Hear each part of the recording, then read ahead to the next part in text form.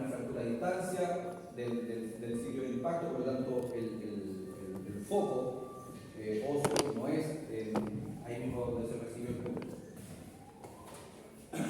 Y a diferencia de cuando entra más directo donde se genera una fractura de tipo transversal, que eso lo vamos a ver a continuación en imágenes, cuando entra más directo existen otros mecanismos que se generan, otras formas de fractura, como es fracturas por tipo de torsión, o oblicua, por compresión o por arrancamiento. Es lo que comúnmente le llamamos una fractura o por una palanca ejercida, ya donde va el golpe, muchas veces no fue la fractura acá, sino que la fuerza ejercida llevó el hueso hacia allá y se fracturó acá abajo. Entonces, básicamente tiene que ver con eso. Y por último, este tercer subgrupo, llamémoslo así, que tiene que ver con la tracción muscular, que son las fracturas por abulsión. ¿Saben lo que es la abulsión? Sí. Cuando existe un arrancamiento, ¿cierto? Arrancamiento a través de este tendón que está inserto, ¿cierto? En el hueso, cuando está el nivel de fuerza, muchas veces se genera por microtraumatismo, ¿ya? Tanta tracción que genera el tendón que puede generar una fractura por abulsión. Se da mucho más en el caso de niños, ¿ya? O huesos maduros. Cuando está en esta etapa recién de madurez ósea, ¿ya? En la etapa de preadolescencia, existe una patología que la vamos a ver después cuando veamos el extremidad inferior, que se llama Osgood-Schlatter. ¿La han escuchado? ¿Sí? Qué bueno que saben arte. ¿Dónde escucharon eso? Imagen. Biomecánica, imagenología, bien, qué bueno. La del tobillo, ¿no? Esa es la del tobillo. La rodilla. Pero, sí, por ahí va. La del tobillo es Sever, el calcanis, de Sever, que también la vamos a ver. Entonces tenemos otra forma de clasificar, primera y segunda ideología, es según la exposición. Podemos hablar que vamos a encontrarnos con fracturas cerradas, fracturas abiertas. Las fracturas cerradas en las cuales no existe pérdida de continuidad en la piel. Esta es la imagen súper clara. En una fractura uno se rompe la piel. Y las fracturas abiertas donde sí hay un compromiso de piel, que son las más cruentas, que es donde se ve, no se alcanza a ver algo ahí, queda el hueso expuesto. Son mucho más fuertes para los que no están acostumbrados, obviamente, los que no son del personal de la salud. Es mucho más fuerte, obviamente, no solamente para los testigos, los que estaban ahí, por ejemplo, en esta cancha de básquet, sino que también para el propio afectado. ¿Ya? Uno tiende a pensar, bueno, y es lógico pensar que es de mayor gravedad una fractura expuesta que una cerrada. ¿Ya? Créanme que solamente tiene que ver con piel. Por lo tanto, aquí, claro, obviamente rompió piel, rompió músculo, rompió, bueno, todos los tejidos blandos que están circundantes. Pero aquí, que no haya roto la piel, no quiere decir que los tejidos blandos restantes están indemnes. ¿Se entiende? Aquí se puede generar igual un síndrome compartimental, que es lo más complejo, ya dentro de los efectos secundarios o de los efectos no deseados. Vamos a ver después cuáles son los efectos no deseados, los riesgos que existen de las fracturas mal cuidadas o mal tratadas. Ya, uno de esos es el síndrome compartimental, que cuando no hay ruptura de piel, adentro y no sé, toman una radiografía y ve que está la fractura expuesta, no sé. Supongamos que sucedió este accidente viernes en la noche, van a urgencia, servicio público, le hacen el ingreso, no hay traumatólogo de urgencia, por lo tanto tienen que esperar hasta el lunes. Y si nos tocó fiestas patrias y nos vamos de este año, no sé, un año X, donde el 18 era feriado, el 19 también, el lunes, martes, recién el miércoles lo van a ver. Pasamos sábado, domingo, lunes, martes, hospitalizados con esa fractura. Probablemente pusieron una barra de yeso, probablemente inmovilizaron, esperando la cirugía. Quizás hagan este brazo no, pero en el extremidad inferior sí puede darse más este síndrome compartimental. Adentro se crea una hemorragia. Claro que la radiografía se ve solamente la lesión ósea. No se ve mayormente qué es lo que pasó con. No sabemos si hubo alguna lesión vascular, ¿ya? O neural, pero la vascular es la más riesgosa. Puede provocar una hemorragia interna y tener consecuencias mucho más graves, ¿ya? Por lo tanto, más allá de lo aparente que pudiese ser que la fractura expuesta es mucho más grave, hay que tener ojo con la fractura cerrada también. Ahora, de verdad todo esto es teoría, o sea, para nosotros es teoría. Porque nosotros vamos a tener injerencia en esto, no. ¿Tenemos algo que resolver acá? No. ¿Tenemos alguna decisión que tomar acá? Tampoco. Todo esto es el sorteo del medio. Ahora, ¿se acuerdan que les hablé más del juramento hipocrático? Sí tenemos que ver, y siempre los comento, probablemente ustedes, pasa que un primo, un vecino se lesionó, se cayó, y ustedes ven esto. Tenemos decisiones que tomar, más allá de no voy a ir y vas a tomarte una vez, no, pero sí tenemos que sugerir e indicar que tiene que ir a urgencia, porque pareciera que no es un simple 15. En esas cosas sí podemos tomar decisiones o debemos tomar decisiones. No vamos a tomar decisiones que si hay que operar o no. Podemos sugerir, podemos suponer, podemos orientar. Pero lógicamente eso es decisión del médico. ¿Ya? Y también nos sirve porque después cuando llegue en la etapa de rehabilitación, cuando llegue de forma ambulatoria, se llega a su consulta a atenderse, ya operado o ya intervenido, ya inmovilizado, y sí tenemos que conocer el mecanismo de lesión. ¿Ya? Es importante conocer el mecanismo de lesión, más allá que ese paciente ya va a llegar corregido, reducida la fractura, pero sí tenemos que saber precisamente para ver qué tanto puede haberse dañado estos tejidos blancos.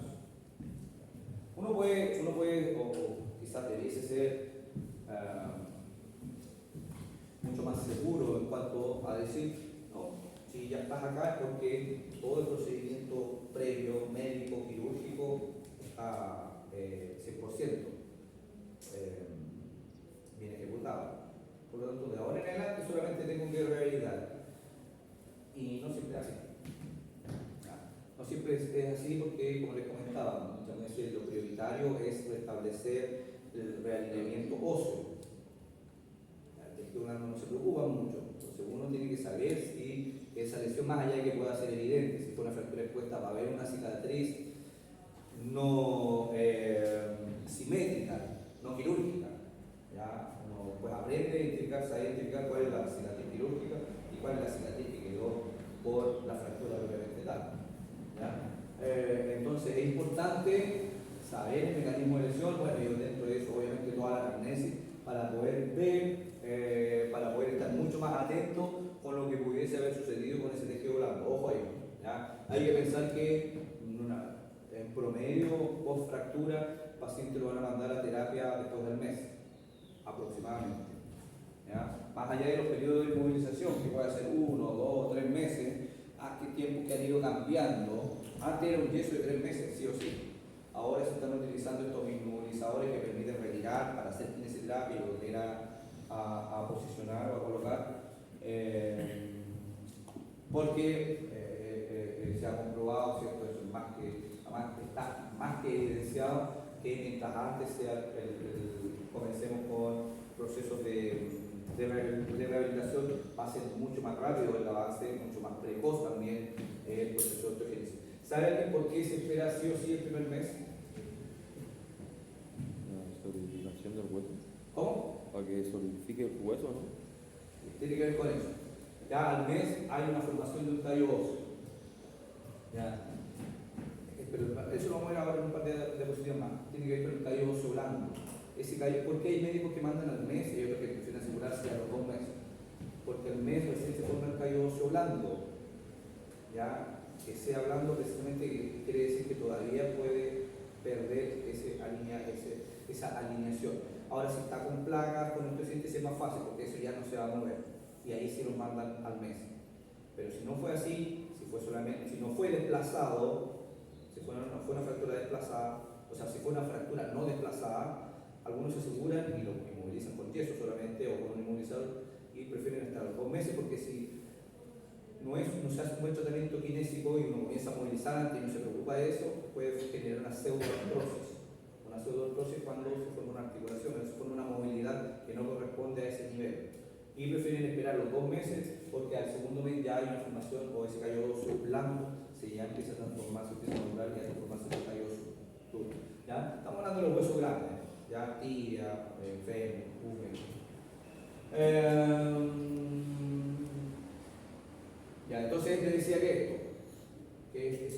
que hay una lesión de mayor gravedad, porque sí o sí se rompen todas las otras estructuras blandas, pero en una cerrada no hay que minimizar, no hay que decir, ah, qué bueno que se rompió solo el hueso, no sabemos en realidad la indemnidad. Y porque habitualmente cuando hay radiografía solamente sacan cuando hay una fractura cerrada solamente sacan radiografía. ¿Y qué es lo que se ve en radiografía? Solamente hueso.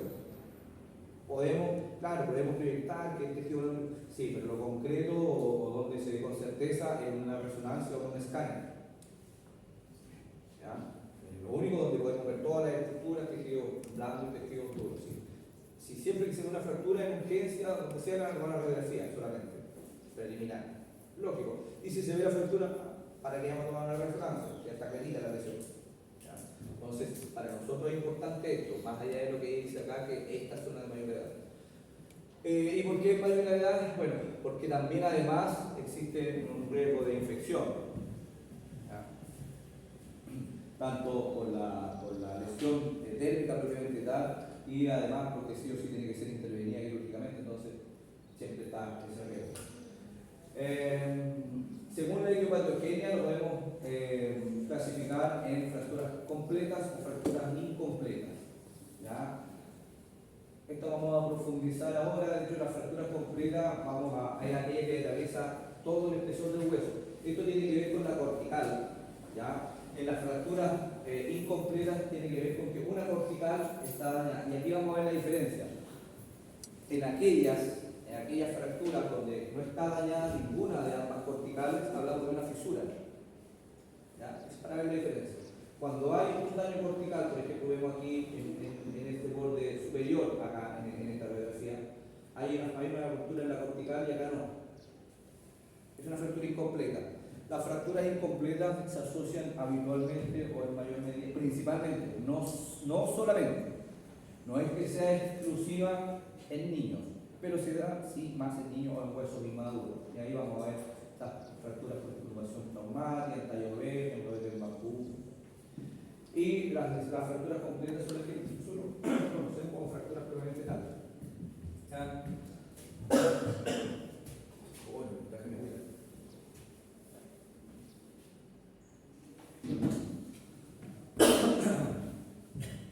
Perdón. Ya. Entonces las fracturas completas son aquellas que son las que nosotros conocemos como fracturas más tradicionales, y vamos a ver de acuerdo a cómo se generó, o sea, cómo quedó esa fractura, ese rasgo fracturario, esa línea de la fractura, cómo la vamos a poder clasificar, si fractura oblicua, transversa, espiroidea, longitudinal, ¿ya? Entonces, esta es la imagen clásica de una clasificación de fractura. Esta es una clasificación general. ¿Ya? Y no está dividida en fractura completa e incompleta. Esta es una imagen muy general, muy común, donde podemos observar ejemplos de fractura. Por ejemplo, esa es la fractura transversa, una fractura lineal o longitudinal, una fractura oblicua compuesta, una fractura oblicua descompuesta o desplazada, no desplazada, una fractura espiroidea, una fractura del tallo verde, que es una de las características, una de las principales, las más comunes de las fracturas incompletas, ¿ya? O una fractura conminuta. Allá en los diferentes tipos, comúnmente nos vamos a encontrar, es cierto que en teoría, si recibimos un trauma directo, la lesión debiese ser así transversa. Pero incluso ustedes cuando quiebran una tabla es imposible que se rompa en una sola línea. Si ustedes agarran cualquier tabla y hacen esto, nunca se va a romper así. Es poco probable incluso, a pesar que esta es una de las más comunes, que se rompa así. Porque tampoco va a haber, a pesar que una de las mayores, de las más frecuentes, de las frecuentemente descritas, son fracturas oblicuas. Pero si fuésemos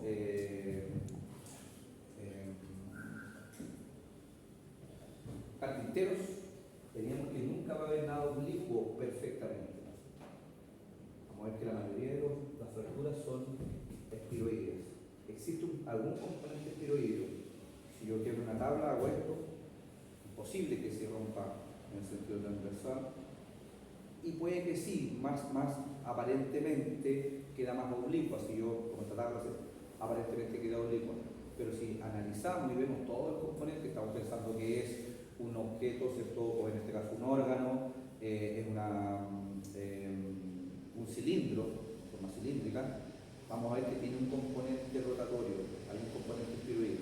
Habitualmente, vamos a ver en imágenes también que uno puede decir, mira, que por ejemplo, esta es una fractura oblicua y vamos a ver que existe un componente espiroide siempre. ¿Ya? Ahora, estas son formas de clasificar. Podemos entender que en estas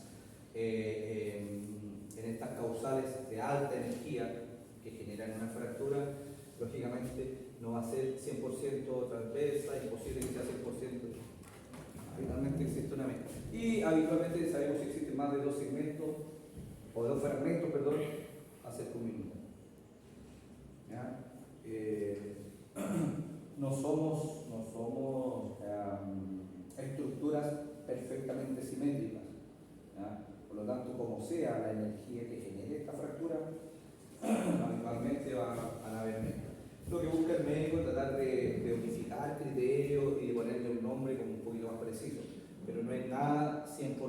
Por algo, estos son dibujos, es para graficar, para poder entender, pero vamos a encontrar con que la radiografía no sé ve bien si es oblicua o si es tiroidea. Mezcla de las dos. Dentro de la fractura incompleta decíamos que el primer subgrupo estaba la de incurvación traumática o también se le llama por deformidad plástica. ¿Ya? No sé si alcanzan a ver, yo veo poco, no sé si ustedes alcanzan a ver.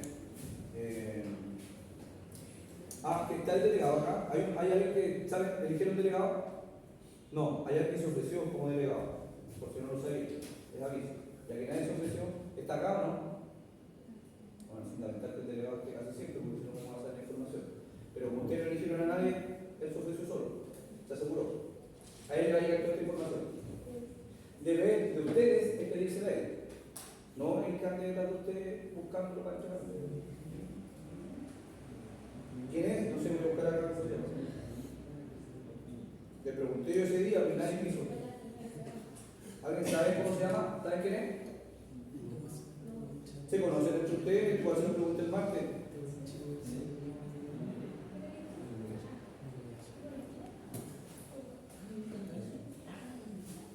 Nicolás Chambe, ¿eres de curso?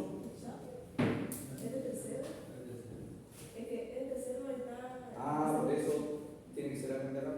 Pero que ustedes motívense, si quieren cuenta, si no hay ni una que aguante el martes, ninguno va a poner hasta la mano.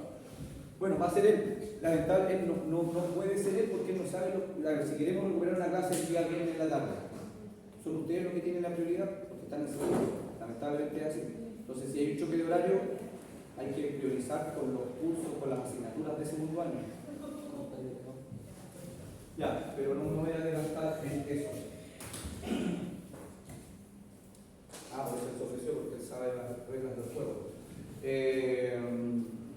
Ya, les decía que aquí existe el ejemplo de fractura incompleta. La incurvación traumática dice que ocurre cuando existen dos huesos en paralelo, ¿ya? En un caso, por ejemplo, de la pierna o del antebrazo, ¿ya? En las cuales en una se genera una fractura y en la otra se genera una incurvación. Ahí está la fractura y aquí se generó esta incurvación. A eso hace referencia a esta fractura incompleta de tipo incurvación traumática, o deformidad plástica.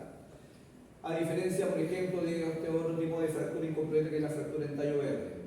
¿Ya? La fractura en tallo verde, no sé si alguien tiene algún familiar en el cementerio y va a dejarle flores. Cuando las flores están frescas y uno trata de romperlas, siempre se rompen por un lado y el otro cuesta. Mientras que cuando el tallo está seco, uno lo rompe, ¿no? ¿Ya? Por eso esta se llama el tallo verde. Tiene que ver con huesos inmaduros en niños. ¿Ya? Que los huesos son tan plásticos que cuando está generando este mecanismo, ¿cierto? De fuerza externa que va a generar una fractura, se rompe por una cortical y la otra no. ¿Ya? Esas son las fracturas en tallo verde. Lógicamente se produce esta fractura en el lado de la convexidad y el lado de la concavidad queda indemne. ¿Ya? Pues esta cortical no se rompe el lado convexo.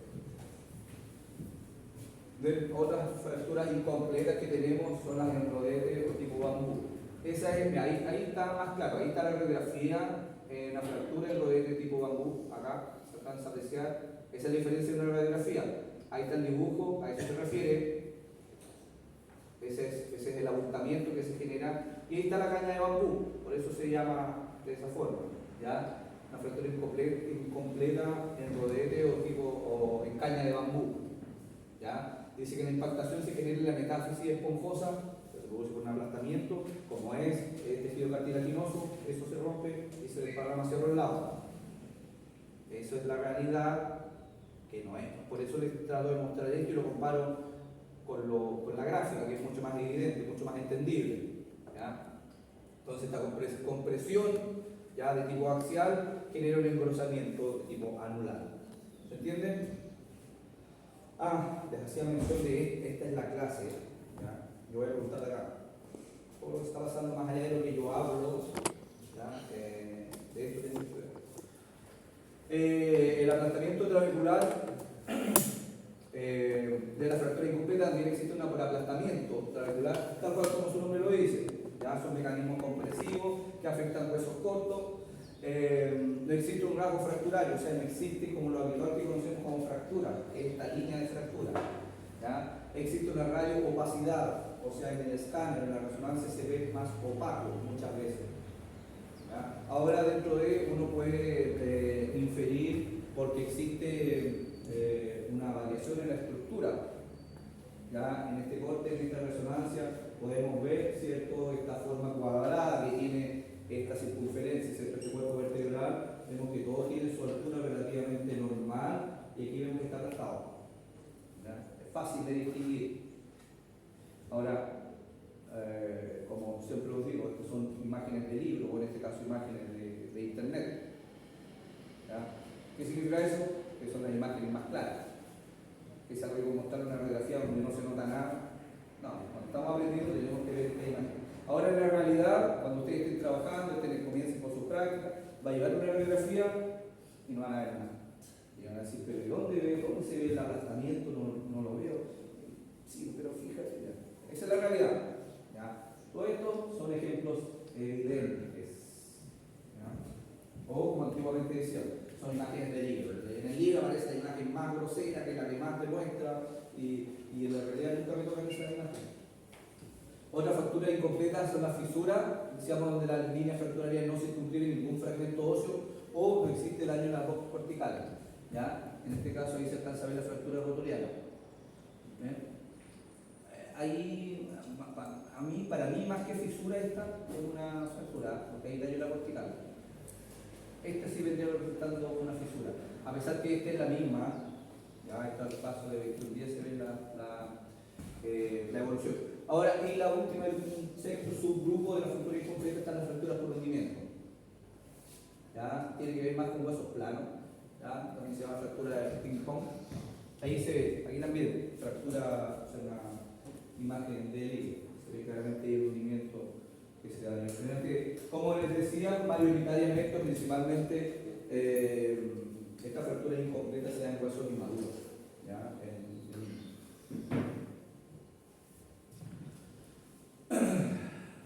Según Adams, un autor, un anatomista importante, las divide en estas: fracturas incompletas, fracturas transversas. Si se fijan ahí, este es un poquito más real, a pesar de ser un dibujo, si se fijan, nunca es transversa, para que fuera transversa tendría que ser una sierra.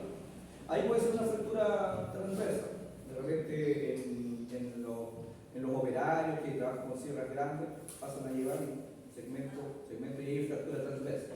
¿Ya? Y una fractura simple.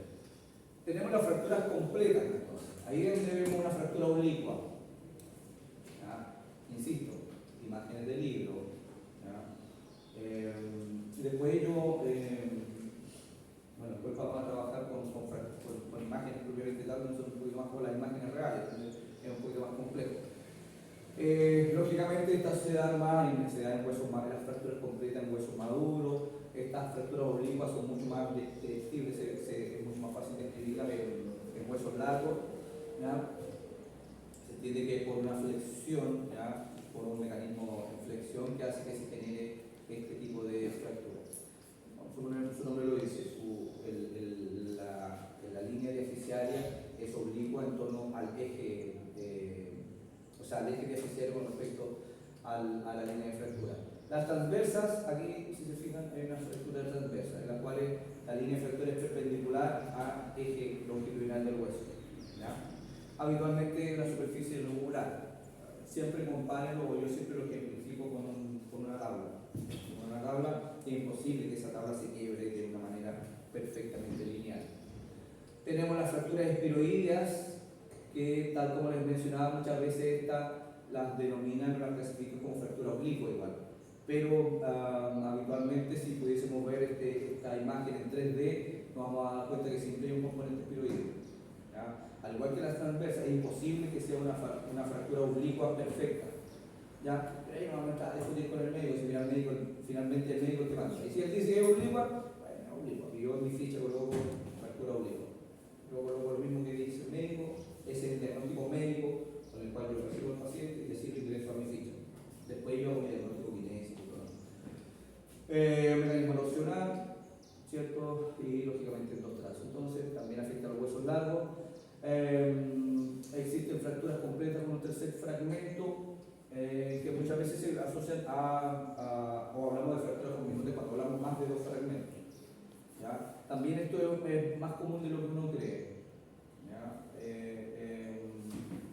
Al igual que, en un ejemplo, tiene una tabla, quedan realmente ciertos vestigios de. Ahora, eso que tan significativo sea, a veces en realidad, cuando yo quiero pegar esa tabla, junto a los dos fragmentos principales, ¿no? El otro pedacito. Dependiendo de la cuantía o del tamaño de ese fragmento, dentro del realineamiento el médico lo considere y lo puede. O simplemente saca esas pastillas o todo eso que haya llegado por ahí. El tercer fragmento no abarca todo el peso del hueso. Tenemos las fracturas longitudinales, poco comunes, pero también pasa. Ya uno puede decir, pero ¿cómo se fracturó eso? No sé. Se fracturó o no. Y uno ve la radiografía, a veces en la radiografía es poco observable, poco evidenciable. Es mucho más claro en una resonancia o en un escáner. Una fractura longitudinal. Y la fractura diminuta accidente de tránsito, sí o sí. Ya la energía o caída de gran altura, donde hay muchos fragmentos. Aquí, estas sí son lesiones más graves. Las graves son las conminutas. ¿Por qué? Porque esto muchas veces es como un jarrón chino, un jarrón de losa. Se les cayó el plato y ojalá se haya partido en dos, pero puedo pegar. Se partió en 3, en 4, en 5, ya difícil. Pero como esta línea hay que dejarla funcionar, aquí sí o sí vamos a madurar. Y empezamos a pegar el jarrón chino. Los fragmentos se tratan de dejarlo. Hay muchos riesgos de que ese fragmento, ese segmento óseo no se adhiera. En realidad esto es muy complejo. Más allá aparte de lo que pasaba acá con el tejido blando. Pero en cuanto a hueso propiamente tal, las fracturas conminutas de estas características son muy complejas. Existen otras fracturas conminutas. Basta que en un radio se cayeron más, se fracturaron en el radio y hubo más de dos segmentos, de dos fragmentos y ya hay una conminuta. ¿Ya? Pero ahí es más fácil, por eso le decía, si esto se quebró en 3, ya todavía lo puedo pegar y eso ya es una conminuta. Pero si ya me partió en 6, o sea, más de 3 ya se hace muy complejo. Es entendible ahí que esta imagen es difícil. No es, ojo, no quiere decir que esto vaya a quedar disfuncional sí o sí, no, depende mucho de la mano del cirujano, depende mucho de la mano del kinesiólogo, pero depende principalmente, ¿saben de quién? ¿Quién es el actor principal acá? ¿El médico? El lesionado. ¿El kinesiólogo? ¿Quién es el actor principal? El lesionado. Paciente. Siempre. Todo, ustedes tienen, esto se lo voy a repetir en todas las asignaturas que nos vean. Todo siempre va a depender del paciente. Todos los pacientes son distintos, todas las personas son distintas. Clínicamente hablando, desde la personalidad, desde la fuerza mental, qué tan valiente es, qué tan temeroso es, ¿ya? O en su condición fisiológica natural. También todos evolucionan de distinta manera. Por eso lo puedo decir, este paciente tenía la misma fractura del otro y este 2 meses ya estaba caminando, y este todavía no puede soltar los bastones. Y el mismo kinesiólogo, y quizás fue el mismo traumatólogo que lo operó. Todos son distintos, todos tienen evoluciones distintas. ¿Ya? Por eso es que uno no hace recetas, uno como químico. O los protocolos, ¿han escuchado los protocolos? ¿Han visto protocolos? ¿Saben cuáles son los protocolos? Entrenamiento kinésico. Busque protocolo para una reconstrucción de ligamento cruzado. Y aparece ahí una receta. A la primera semana hay que hacer esto, a la segunda semana esto otro, a la tercera hay que subir la bicicleta, a la cuarta hay que empezar a caminar. Eso es un protocolo. Existen protocolos para lesiones de bomba, diferentes tipos de protocolos. Pero para mí es una receta. Uno se puede guiar. Puede tener ahí una base, yo la quiero que me hago ahora, pero hacerlo como receta, que a todos los pacientes a la segunda semana les tengo que quitar un bastón, es imposible. Es imposible, ningún cuadro clínico es igual al otro. Incluso siendo la misma persona. Te explico. Pongamos un accidente, se fractura los dos fémures. Probablemente uno, por seguro, que uno se va a recuperar antes que el otro, siendo la misma persona. El accidente fue el mismo día, el mismo cirujano intervino. Siempre va a haber una antes que el otro, porque todos tienen tiempos diferentes, por toda la amplia variedad de factores que influyen en esa evolución. ¿Ya? Partiendo de la base de que todas las personas son distintas. Por lo tanto, ahora ojo, que esto sí hay un rol fundamental de uno, que es poder convencer a ese paciente de que se tiene que recuperar más rápido. ¿Ya? Y ahí hay algunos que son más del área media holística y se van a la profunda, que las chakras, que las energías, también, todo sirve. ¿Ya? Y hay otros que son más sistemáticos y que la idea también. Ahí la variedad existe en la kinesiología. Entonces, estas son imágenes para que vean que existen diferentes formas de clasificar. ¿Ya? O bueno, oblicuas, con minutas, espiroideas, compuestas. Miren acá. No, aquí aparentemente sí una exposición, aparentemente una fractura expuesta. Pero existen, les decía yo, fracturas desplazadas no expuestas. Y para mí son igual de complejas. Todas las fracturas desplazadas son graves, son complejas, incluso las no abiertas. ¿Ya? Porque estas muchas veces ocultan lesiones vasculares, ¿ya? O ocultan lesiones neurales. Y aquí, claro, inmovilizan todo lo demás y no se dieron cuenta que había una hemorragia. No estamos hablando de la arteria femoral. La arteria femoral en una hora puede ser fatal por la hemorragia. Pero sí otros vasos. A nosotros en anatomía nos enseñan los grandes vasos y los capilares.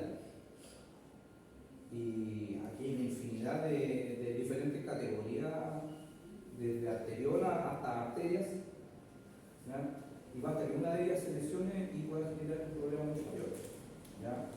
Claro, por eso, estamos hablando de la arteria femoral, que son principal, pero sí de todas las otras. Recuerden que hay un paquete vasculonervioso para cada estructura. Cada músculo tiene su propio vaso arterial, vaso venoso y nervio o su propia inervación. Cada músculo. El hueso también.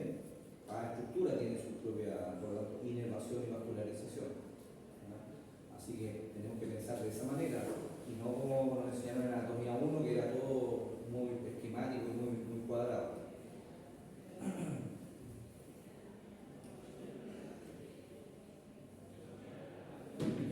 ¿Alguna duda, pregunta hasta acá? ¿No?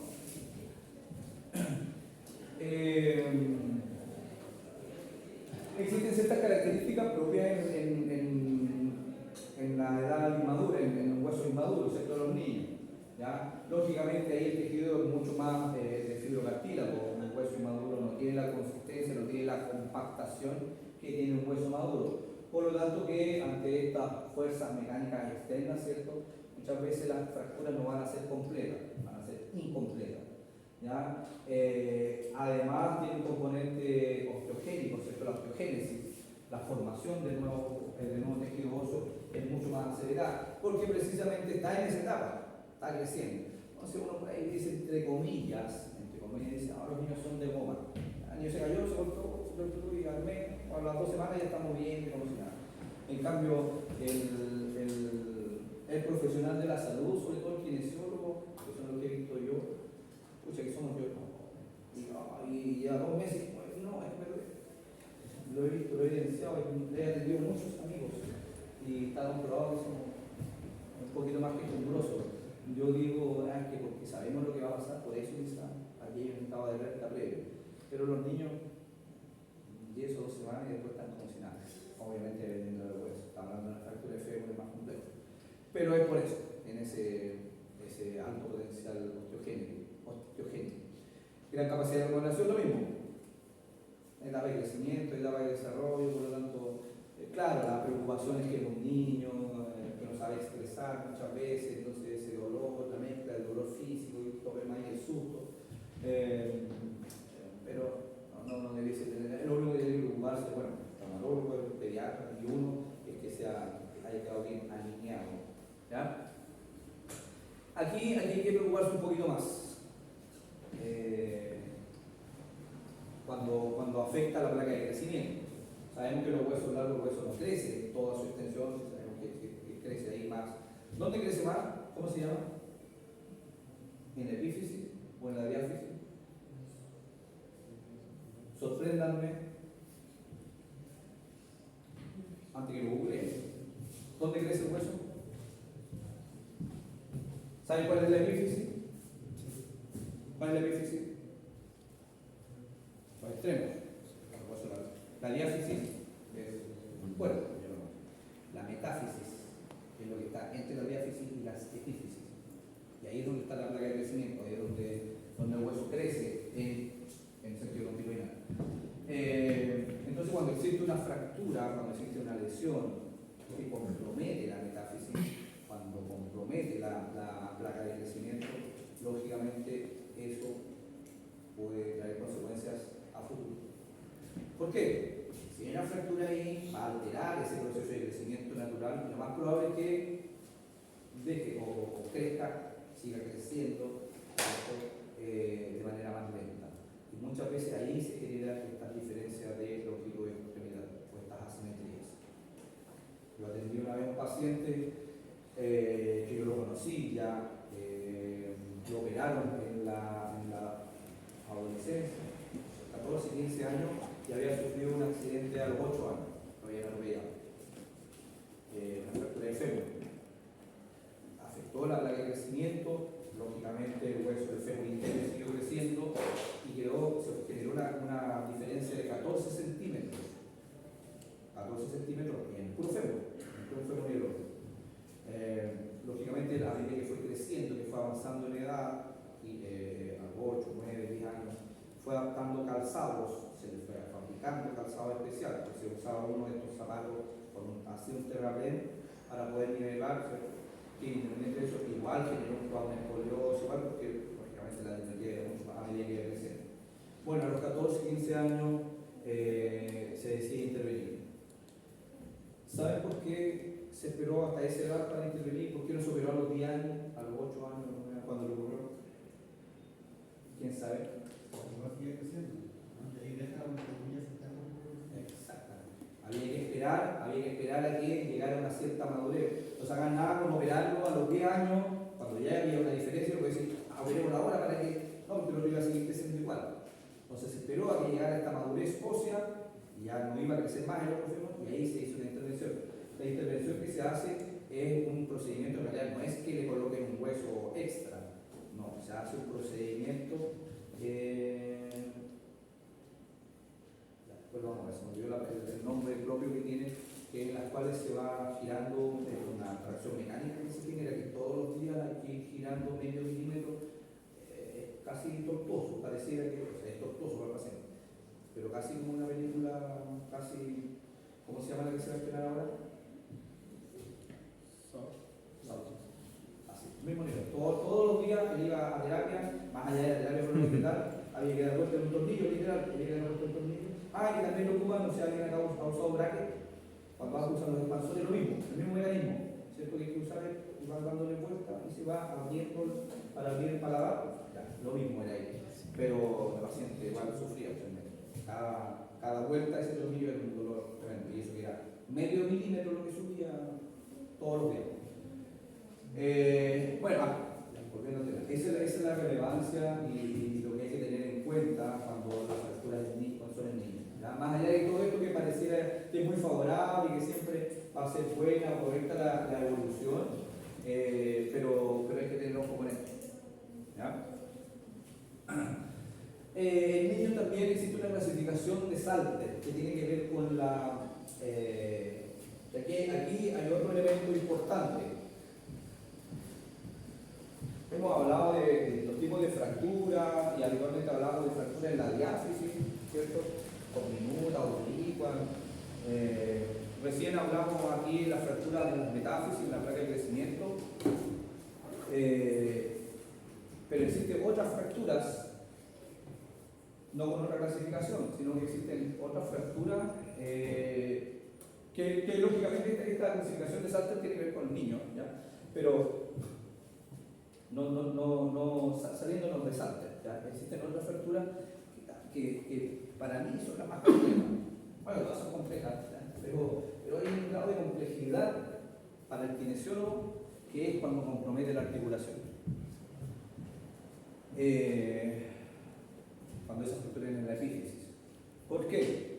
Porque más adelante vamos a ver en imágenes que, y quizás ya lo hemos visto, también lo han visto en otras asignaturas, cuando se quiebra el hueso, viene toda la etapa primero de inflamación, después de la etapa de fibrolástica, ¿cierto? Está todo este crecimiento acelerado de nuevos fibroblastos, de esta diferenciación que hay en osteoblastos y osteocitos, calloso, y es un calloso gigante. Y después la tercera etapa es la de remodelación. Esa remodelación se puede demorar hasta años. ¿Ya? Entonces este hueso, que era perfectamente alineado, este hueso, que era simétrico, que era perfectamente alineado, cuando se quebró formó así una masa. ¿Ya?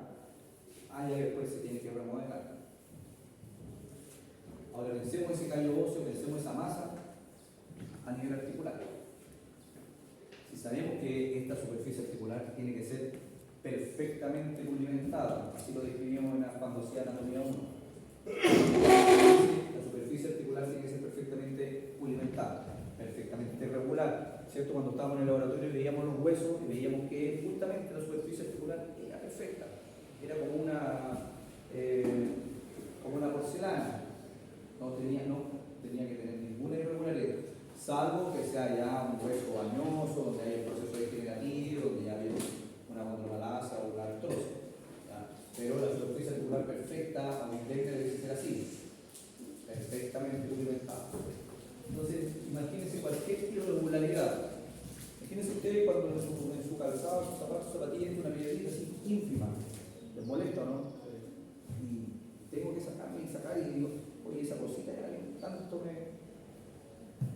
tanto me molestaba. Digo, sale un chilenismo, pero como están grabando no me gusta. Tanto me molestaba, y lo tengo que saber. Imagínense esa piedrita, imagínense esa mínima irregularidad acá. Por lo tanto, una fractura que compromete la superficie articular ya es más complejo. ¿Y por qué lo digo que es complejo para nosotros? Porque ¿quién se encarga de la funcionalidad? El kinesiólogo. Es función nuestra, es labor nuestra, es obligación nuestra establecer que ese tobillo, en este caso, se mueva con la misma, o sea, que tenga el mismo grado o rango de movilidad que antes de lesionarse. Pero si producto de la fractura ya no quedó regular esto, hay que tratar de lidiar con eso, de buscar diferentes alternativas que puedan conseguir y no quede con ningún tipo de acortamiento o alteración al movimiento. ¿Ya? Entonces, eso como introducción, las lesiones que comprometen superficies articulares para nosotros, ¿ya? Puede ser una lesión menor de verdad, puede que el médico diga, no, así no es tanto, sí, porque como que lo tiene que mover a uno, claro que saben la radiografía, no se ve tanto, pero es que tanto compromete la articulación. Entonces, y ahora sí volvemos a Salter, que tiene que ver con niños, y precisamente tiene que ver con eso, con el compromiso o no de la placa de crecimiento y o de la superficie articular. ¿Profe? Entonces, sí. Un amigo entrenando rugby recibió un impacto ¿Eh? y no se rompió el hueso, pero sí se le rompió el labrum, ¿Ya? el hombro. ¿Ese es la superficie articular? ¿O no? No, Como el el labrum, rodete. o sea, igual va a complementar la articulación. El labrum es el fibrocartílago, ya parte de la cápsula es fibrocartílago. Ahí no estamos hablando de fractura. ¿Ya? Eso lo vamos a ver la próxima clase. Pero, sí, o sea, es que en realidad para nosotros todo lo que comprometa la estructura que tiene que ver con la funcionalidad no va a ser importante. Y una ruptura del labrum también es un rol fundamental de nosotros porque de verdad no es que no tengo nada de hecho soy amigo de muchos con los traumatólogos se lo he dicho, ellos tienen una mirada, o sea ellos quieren a veces no, sí, mi pega es dejar la estructura, listo, ahora tú tienes que hacerla funcionar, sí, pero como nosotros no somos seres inertes, volver a esa funcionalidad no depende no es como en un auto que cambiar el neumático, volver el nuevo, listo, funciona solo, hay que dejarlo bien instalado más. Pero nosotros no, tenemos que, con muchos componentes los que influyen en eso. Entonces, por ejemplo, la ruptura del labrum también es quirúrgico, ¿ya? Sí, él está esperando ahora la operación porque bueno, hace 3 meses todavía, pues le puede mover el brazo, pero hasta ahí no. Es que hasta que reparen el labrum. Me imagino yo que si están esperando porque sí o sí tienen que operarse. ¿Ya? Hay muchas alternativas entre medio. A veces parten con kine y dentro de la kine, en el preoperatorio, en la cirugía, a veces uno puede adaptar y lograr conseguir las funciones casi totales sin haberse operado. Pero depende de la severidad. Si es una ruptura severa, hay que operarlo. Pero lo que diga yo, el médico va a intervenir, va a reparar y va a decir, listo, a mí pega hecha, ahora te toca a ti. Sí. Pero no es como que reparen el labrum y uff, oh, qué rico, eso necesitaba. Ahora sí, ahora viene la etapa más compleja, que es volver a la función. Dependía, o nosotros, depende solamente del labrum. ¿Qué pasa en estos 3 meses que ya lleva sin mover? Ha perdido musculatura. ¿Ah? Ha perdido musculatura, movilidad. Primero, pierde musculatura, pierde fuerza. Adopta patrones de movimiento. Si ese brazo no lo puede mover, de una u otra manera, el brazo tiene que llegar acá y empieza a compensar con elevaciones de hombro. En posturas, las va adoptando posturas antiálgicas. Por lo tanto, también se altera la artrokinemática. ¿Ya? Se va generando trastornos a nivel de control neuromuscular, de control proprioceptivo, en realidad. Tómalo. Ya, sí. La clasificación de Salter entonces tiene que ver si compromete o no el cartílago de crecimiento, lo que hablaba. ¿Ya? Entonces, el Salter tipo 1 habla que no existe una lesión propiamente tal en la metáfisis. ¿Ya? Entonces, la lesión está entre el cartílago de crecimiento propiamente tal y la metáfisis. Ahí está Salter tipo 1. El Salter 2 existe alteración o compromiso del cartílago articular ya. En Salter 3 usa ambos. Aquí está la 1, la 2, la 3, fíjense ahí donde ya está comprometiendo superficie articular. La 4 compromete todo, compromete metáfisis, placa de crecimiento y además superficie articular. Y la quinta está destruido todo. ¿Ya? Salter es la forma de clasificar de sello de niños. Y aquí los procedimientos quirúrgicos en los infantes tiene que ver y hay que considerar justamente eso, en qué etapa está. Porque es distinto si esta fractura fue a los 3 años, si fue a los 10, o si fue no sé, a los 14, si es que sí, por eso no sea niño, como menor de edad. Hay que ver el grado de madurez ósea también. ¿Ya? Entonces muchas veces si no hubo un desplazamiento, el médico simplemente va a inmovilizar. Es difícil que se utilice osteosíntesis, salvo que, como les digo, que haya sido un desplazamiento mayor. Y ahí solamente utilizan agujas, eso lo vamos a ver en la clase siguiente, la osteosíntesis, elementos de osteosíntesis. Solamente agujas, cosas que sea más fácil de retirar al mega y que no altere el crecimiento. Esta fractura en un adulto, placa, y si es involuntaria, endomedular, ¿ya? Aquí queda mucho más claro, aquí en la radiografía queda más claro. La Salter-Harris se llama también, ¿ya? La tipo 1, si se fijan, la tipo 2, hay un compromiso de la placa de crecimiento, la tipo 3 ya compromete ambos, superficie articular. articular y placa de crecimiento. La 4 compromete todo y la quinta ya en orden de gravedad. Otra forma de clasificar, y esta es la que más le gusta a los traumatólogos, a nosotros nos va a llegar pacientes mucho más con esta. Uno podría decir, profe, ¿por qué no pasa esta nomás si con esta vamos a trabajar? Sí, porque tenemos que conocer todas las otras. Todas las otras en realidad es lo que más es mucho más gráfico y además toda la otra clasificación no se me ocurrió a mí. ¿Ya? Está sacada del Fortune, que es el libro base de esta unidad. ¿Ya? Y les dije el martes que Fortune es el apellido, ¿ya? Es un traumatólogo de la Universidad Católica, una pontificia, y este libro es como un dogma casi de la traumatología en Chile. Pero la AO es la Asociación de Osteosíntesis internacional, ¿sí? Osteosíntesis Association, así se llama, y esta es la clasificación que ocupan los traumatólogos. Tiene una nomenclatura súper particular porque habla de fracturas tipo A, que son las fracturas simples, tipo B con un tercer fragmento, y la C, fractura comminuta. Y si involucra o no superficie articular, tipo A, tipo B o tipo C, si combina ambas. ¿Ya? Esta es la clasificación de la AO. Ahora, cada una de estas en realidad, y hoy en día nos damos cuenta que muchas fracturas tienen nombre propio. ¿Ya? ¿Y por qué? Porque seguramente en algún país nórdico o país del hemisferio norte, algún investigador describió un tipo de fractura y le puso su nombre, o le pusieron en honor a él ese nombre. Entonces, cuentan, yo que trabajo, les dije, 20 y tantos años en el área, ahí me llega el diagnóstico de fractura de tipular, fractura de nombre inglés.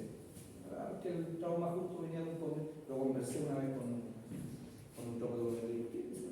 No, es que cuando uno va a los congresos, digo, claro, se llama ese nombre nuevo. Y decir, digo, esta fractura es la fractura clásica de guía, sí, pero ahora le pusieron ese nombre. Así que esa nomenclatura, cada fractura tiene un nombre propio, puede tener un nombre propio. Y llegamos a esto, que aquí sí que es importante para nosotros. Porque aquí empezamos a intervenir. Bueno, primero tenemos que saber, se lo he mencionado, la osteogénesis va a pasar sí o sí. La consolidación ósea, una reparación ósea se va a pasar, va a ocurrir sí o sí. Incluso sea tratado con médico o no. No sé, si nos vamos, bueno, hoy en día las comunicaciones, las diálogos de comunicaciones, las vías de comunicación, de transporte, por lo menos acá en Chile tenemos llegada y hay acceso, esa es la accesibilidad con lo rural, ¿cierto? Los pueblos del interior, existe mucho más control en ese aspecto de salud. Pero quizás 50 años atrás, y lo digo yo porque me tocó ver pacientes que, no sé, con el brazo todo chueco y eso, no, es que cuando era niño me caí, parece que me fracturé, pero vivía en el interior, no había vehículos como venir ahora, consolidó sí, y consolidó sí, consolidó, sí, se reparó, sí, la osteogénesis pasó igual, siempre se fractura y queda un mínimo de contacto, pégate, y ahí se va a formar calloso, así como quedó. Por lo tanto, ni siquiera de eso depende la osteogénesis. La osteogénesis va a pasar sí o sí. Por eso es importante si la intervención médica, ya sea quirúrgica o no, lo importante es reducir y alinear. Y que de ahí, a partir de eso, ocurre la osteogénesis. Para que crezca, para que se desarrolle este tejido óseo nuevo, madure y consolide de forma lineal. Y es evidente que esta asimetría, que esta pérdida, ¿cierto?, del alineamiento no tiene nada que ver con lo estético, porque probablemente se paciente, al mismo tener el brazo chueco o el antebrazo chueco, sino lo importante es que las alteraciones biomecánicas que puede tener, ¿ya? O bueno, o las alteraciones o las disfunciones en general que se pueden ocurrir con eso, ¿ya? Quizás la extremidad superior no sea tan relevante, pero tenganlo por seguro que si ese desalineamiento quedó a nivel de extremidad inferior, lógicamente se transforma todo, hacia arriba y negativamente. Cualquier dismetría provoca una alteración de la marcha. La marcha es una de las funciones básicas, ¿ya? Para poder desplazar. Es la función básica para poder desplazar. ¿Ya? Por lo tanto, un desalineamiento, una alteración en la longitud de las extremidades, lógicamente va a afectar, va a generar otro tipo de trastorno musculoesquelético. Entonces, tenemos que primero reconocer las tres etapas, las tres fases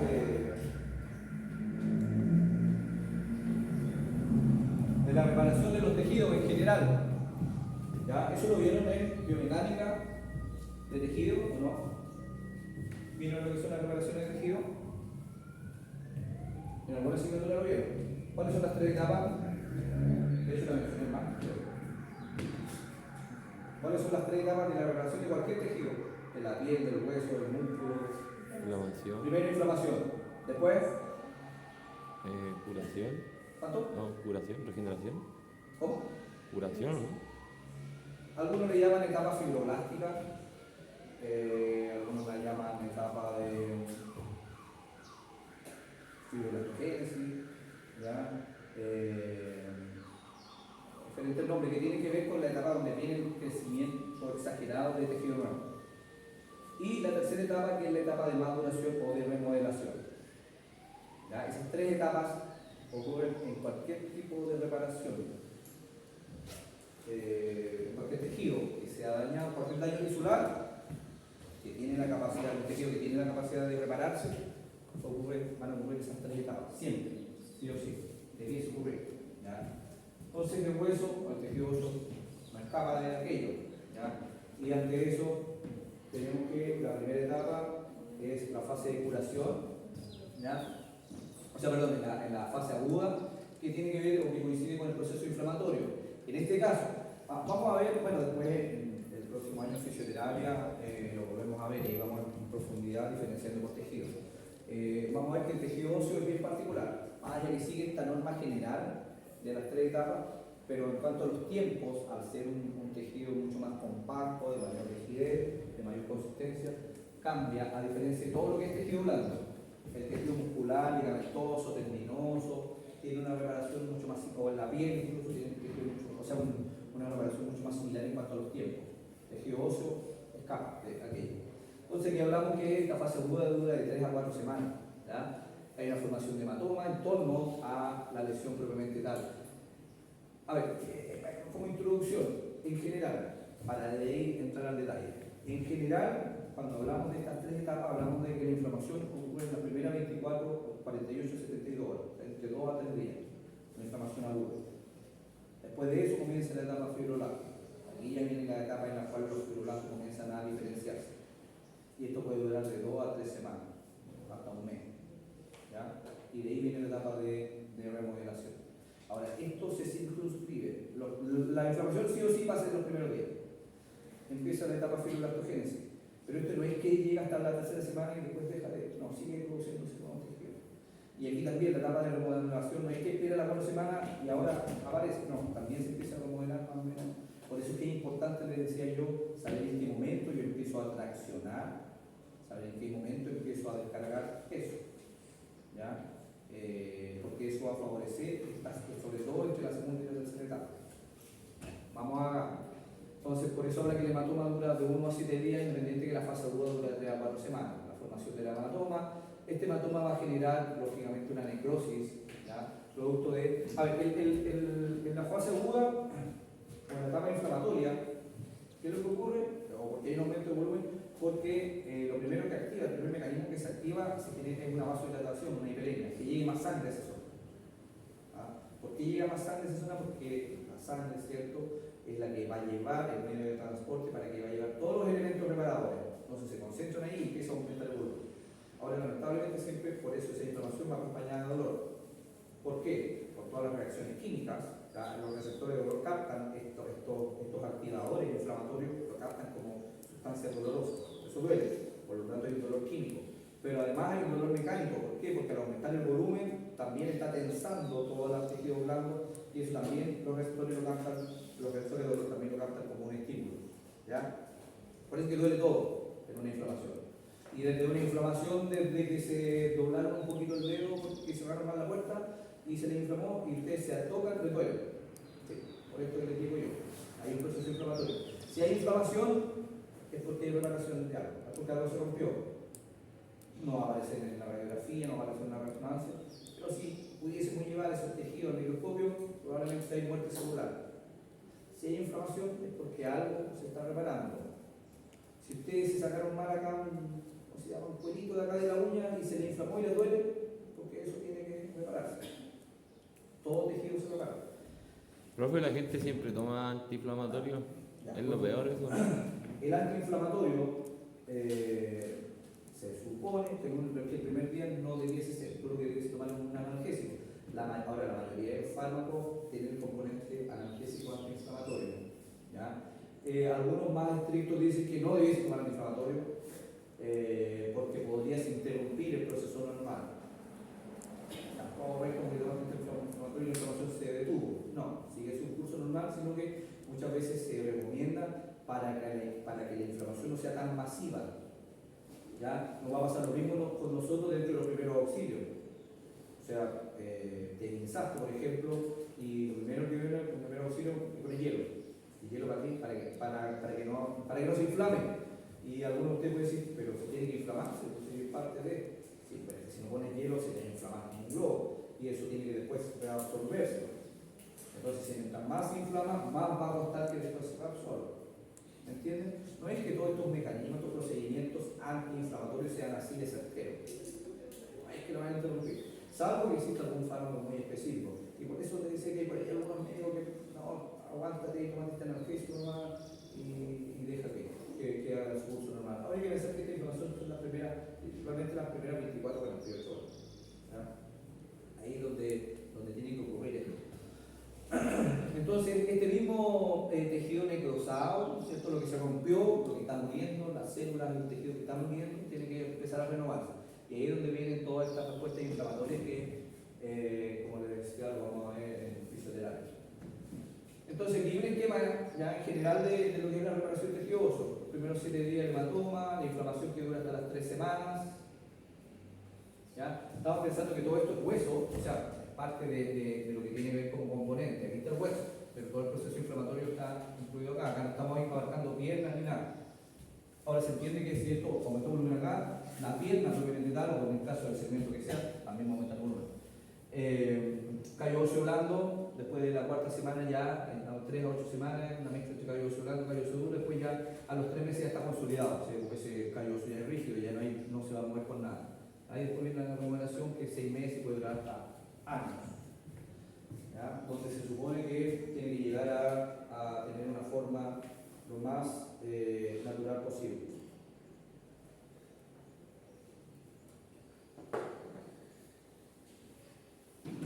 Ya.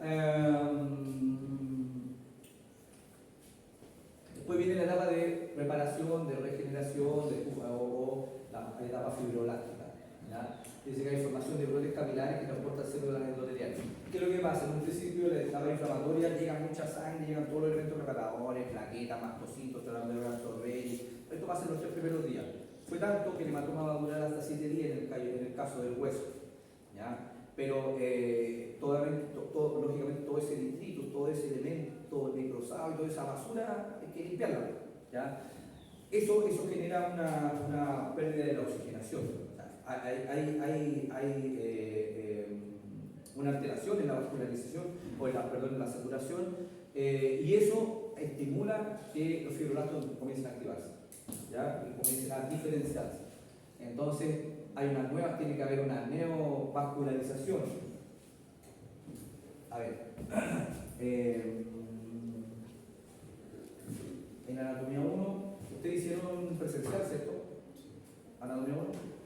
En el laboratorio hay algunos huesos, me acuerdo, lo que alcanzaba a ver un agujero nutricio. Los huesos más grandes, ¿cierto? Alcanzaba a verse el agujero nutricio. Y claro, y su nombre lo dice, ahí por donde entra la arteria principal. Sí, pero no es la arteria, o sea, no es la única arteria. Existe una red vascular. Cuando se fractura el hueso, todo eso. Por lo tanto, además de que el hueso pegue, si, a ver, si yo cuando trabajo con un paciente, yo le digo, ya, paciente, no, la pega el traumatólogo es carpintería pura, el hueso se quebró, hay que pegar y martillar y clavo y métale martillo y cierra, carpintería, y deja el hueso alineado. Y ahí viene el kinesiólogo que preparar todo. ¿Y qué pasa con todo esto? La red vascular. El ligamento, tendones. Profe, una neovascularización.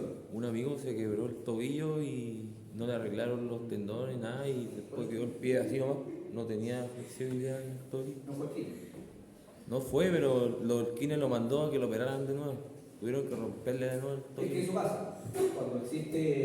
Cuando esto no consolida bien o no se restablece bien la función, después te tiene que volver a intervenir. Si llega un paciente 3 meses después que no movió nada de ese tobillo, no soy mago. 3 meses no movió el tobillo, ya eso. Y claro, como empezar a hacer un trabajo chino que era muy insufrible, entonces mejor entran a pabellón bajo anestesia y ahí rompen adherencia.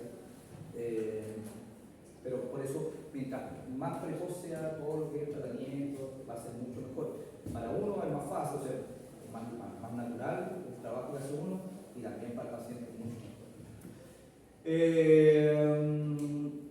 Ya, entonces, bueno, se tiene que generar esta neovascularización del foco fracturario y empieza a llegar esta nueva, a diferenciarse estos fibroblastos, ¿cierto? Para generar y acumularse aquí estas células nuevas. ¿Ya? Esta es otra imagen, inflamación, los fibrocartílagos, cómo se van remodelando, la ossificación finalmente. El callo fibroso se transforma entonces progresivamente en tejido cartilaginoso y aquí estamos hablando del mes. Estamos hablando del callo óseo blando. ¿Ya? Sobre este tejido se producirá una adhesión de calcio y este le va a dar la compactación, ¿cierto? El estado rígido. ¿Ya? Los depósitos de calcio son los que hacen que este tejido se transforme, o sea, pasa a ser más rígido, más duro, ya como forma de hueso, probablemente tal, que cuando hablamos de un callo óseo duro o un callo óseo maduro, que es a los 2 meses. Ahora se entiende que cuando uno habla de tiempos, de 1 a 7 días, de 3 semanas, del mes, de los 2 meses, se entiende que esta cronología es relativa.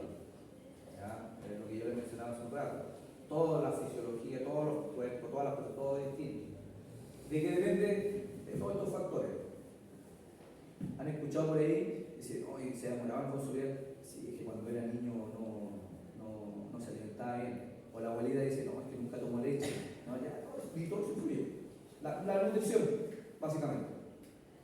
Sí, es verdad. Si existe una buena mineralización ósea, si existen buenos nutrientes, o sea, si existe una buena, digamos, base, desde el punto de vista dietético, lógicamente la nutrición. ¿Saben cuál es uno de los agentes más negativos que hay? Hablando de los adultos, que tiene que ver, que influye negativamente en la reparación de los tejidos. ¿Qué fuma acá? Dante la mano así con toda la cerveza. ¿Qué sabe? De verdad, por suerte, yo no fumo, hablo con propiedad. La mayoría de los que no, hay algunos que fuman como que pero la mayoría no. Y uno lo siente. Eso lo digo a los que fuman, hasta que sientan culpables. Porque cuando hay ambientes así, uno siente. Los que no fumamos sentimos cuando alguien llega pasado mucho y más, ¿no? Y se siente. Entre ustedes se identifican. Los que no se conocen saben quiénes fuman. Siempre, pero de verdad, toda la vida que he hecho clase, siempre del curso de 30, 40, siempre hay un grupo como de 5 que fuman. Está bien, se da una libre. Pero bueno, eso lleva a los pacientes. Y yo les digo a los pacientes. Si usted ha fumado toda la vida, por último ahora, en esta etapa, ahora que se fracturó, deje de fumar. Porque lo peor que hay para la recuperación, o para, no solamente la recuperación, sino la recuperación en general, es el cigarro. El alcohol hace mal para otras cosas, pero en la reparación, el cigarro. ¿Y por qué? Súper simple. Si la reparación depende de la oxigenación. Por eso está de moda, no sé, la cámara hiperbárica. ¿Qué es lo que hace la cámara hiperbárica? Simplemente aumentar la saturación de oxígeno, nada más. No es mágico tampoco, no es que entré a la cámara hiperbárica y me mejoré. No, pero es una parte que algunos no ocupan, es necesario. Puede ser el otro extremo, aumentamos el porcentaje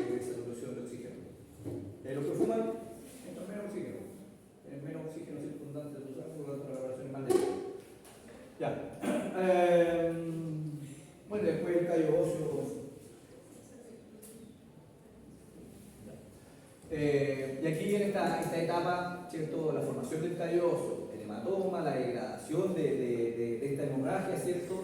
Inicial, ¿ya? Después se empiezan a adherir estas nuevas células conjuntivas, ¿ya? Que son los fibroblastos. ¿Ya? ¿Saben que los fibroblastos es la célula, la proteína prematura, ya que va a dar origen a todos los tejidos conjuntivos? El tejido conjuntivo genera casi todo. Para formar los neocapilares se forma la red de fibrina, y ahí ya se está generando el callo fibroso. Después ya se forman en osteoblastos, se agregan las sales cálcicas y se va a formar ya el callo óseo primario, y de ahí ya va a ir el callo óseo definitivo cuando los osteoblastos se transforman en osteocitos, pasan a ser células óseas propiamente tal. Y por último la remodelación, que es cuando ya empieza a tomar forma. Cuando esto es lo mismo, ahí está el hematoma, ahí están los nervios, si se fijan, y ojo que ya yo hablo de una neovascularización. También tiene que haber una reinervación, también se tienen que formar terminaciones nerviosas nuevas, ¿ya?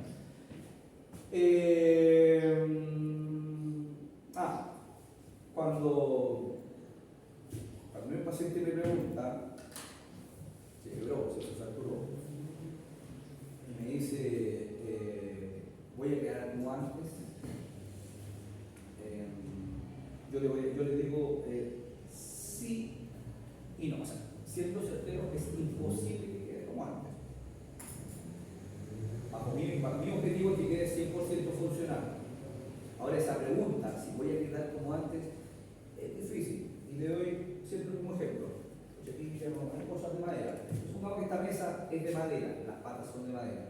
¿Qué pasa? Que si yo quiebro esta pata de madera, está totalmente sanito, mesa nueva, pero hoy, no sé, pusimos adhesivo y rompimos la tabla, una pata de la mesa.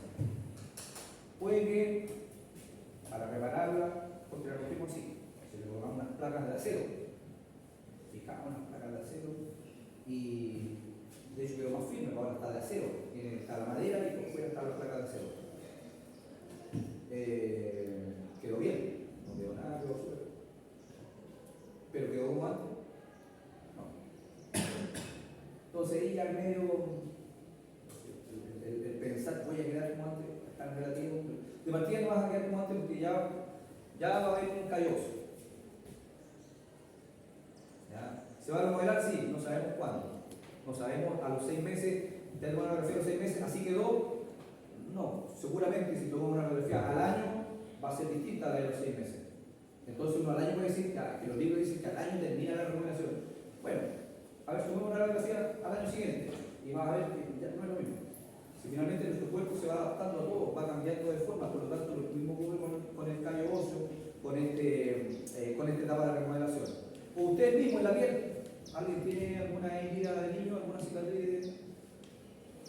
Y se dan dando cuenta, después sigue, claro, algunos dicen, mira, tenía 5 años, oye, en realidad ahora está más chica, está más grande, está más oscura, está más menos, sigue remodelándose. Ya, el ejemplo más claro es ese. Lo mismo que ocurre en la piel, pasa en todos los tejidos.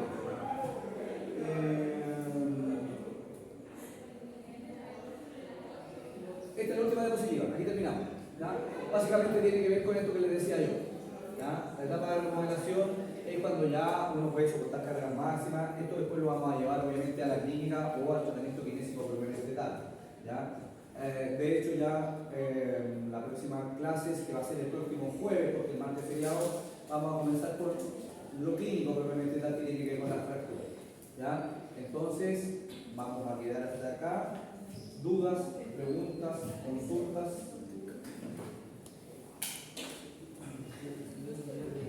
Hay una lista por ahí.